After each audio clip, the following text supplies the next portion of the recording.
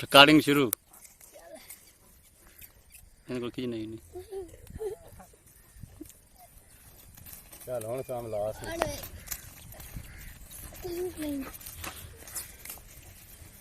ਛੇੜ ਬਾਕੀ ਛੇੜ ਇੱਥੇ ਛੇੜ ਪੀਓ।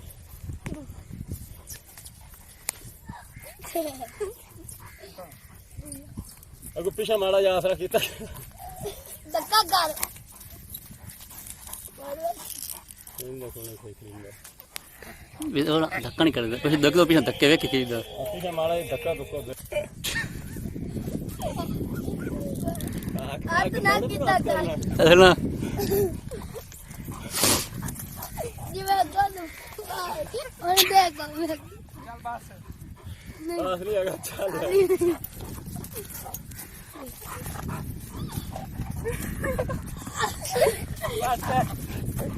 ਹੁਣ ਨਹੀਂ ਬਸ ਬਹੁਤ ਝਾੜ